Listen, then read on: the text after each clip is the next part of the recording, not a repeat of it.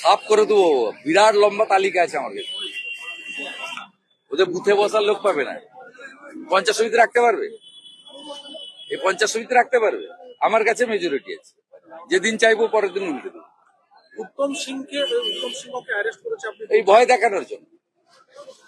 ওর বিরুদ্ধে একটা অভিযোগ আছে, একটা ভিডিও হয়েছে, দেখুন আমরা এগুলো সে কেন করেছে কি করেছে তার ব্যাখ্যা আলাদা, কিন্তু তাকে নোটিশ দেওয়া উচিত ছিল, তাকে নোটিশ দিয়ে ডাকা উচিত ছিল, 307-এর মামলাই নয়।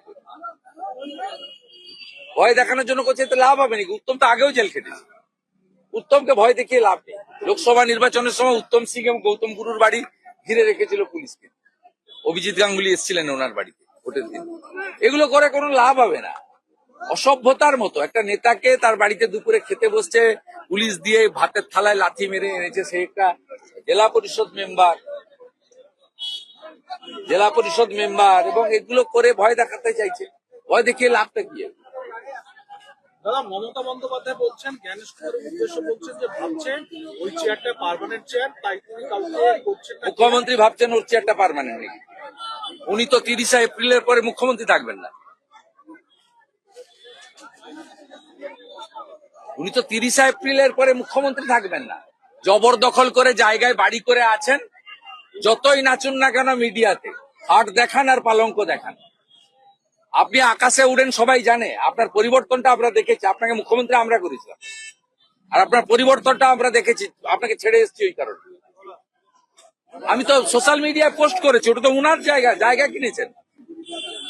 এত টাকা পেলেন কোত্থেকে? তো মেদিনীপুরের লোক, 7 মাইলে বাড়ি, ওখানে দোকান করে ভয় দেখিয়ে ওর কাছ থেকে জায়গা কিনেছি। বাংলাদেশে ভাইলেন্স ছাড়া ভোট হয়েছে, বাংলাদেশে ভাইলেন্স ছাড়া ভোট হয়েছে এমনটা বলছেন মমতা বন্দ্যোপাধ্যায় বলছেন। উনি এখান থেকে নাম কাটিয়ে ওখানে চলে যান, যা পিসি তুই চলে যা, বাংলাদেশে চলে যা, ওখানেই মানায়। নির্বাচন কমিশনকে মমতা বন্দ্যোপাধ্যায় বলছেন যে 70 জন জামাত আছে, উনি যুক্ত হয়ে যান, 71 হয়ে যাবেন। ওনারা যদি 420 হন তাহলে জেনে রাখবেন আমি 440। নির্বাচন কমিশনকে উদ্দেশ্য করে ভয় দেখাচ্ছেন, কোনো লাভ হবে না। যত ভয় দেখাচ্ছে তত ইলেকশন কমিশন টাইট করছে, যত ভয় দেখাচ্ছে। 440 ভোল্টেজ, তো ভয় দেখানো কথাবার্তা। উনি 27 ফেব্রুয়ারি 2025 থেকে ভয় দেখাচ্ছেন, কোনো লাভ হবে না, এতে কোনো লাভ হবে না। ইলেকশন কমিশন ঠিক রাস্তায় আছে, অ্যাকশন নিচ্ছে, সাসপেন্ড করছে, এফআইআর করছে, যা করার ইলেকশন কমিশন করছে। আর রিজার্ভ নেই, কেউ বাঁচাতে পারবে না তৃণমূলকে। অবশেষে এফআইআর করলো রাজ্য কমিশনের। 324 থেকে 26, 324 থেকে 329 সংবিধান পরিষ্কার ভাবে বলে দিয়েছে election commission is supreme court বলে দিয়েছে জেনুইন লোকের নাম বাদ গেলে আসুন দেখে দেবো, যাতে লোক হ্যারাস না হয়, এসআইআর এ হাত দেবো না। আপনি পরে বুঝেছেন, আপনি যে সুপ্রিম কোর্টে গেছিলেন কালো চাদর গায়ে দিয়ে, কি লাভ হয়েছে আপনার? কেন গেছিলেন?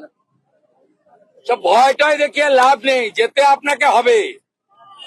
সবে তো 58+11 69 ফাইনাল ভোটার লিস্ট দেখার পরে উনি বলবেন আমি ভোটে লড়বো না। আপনার দম থাকলে ভবানীপুরে লড়ুন, আপনি যদি হারাতে না পেরেছে। আমার নাম শুভেন্দু।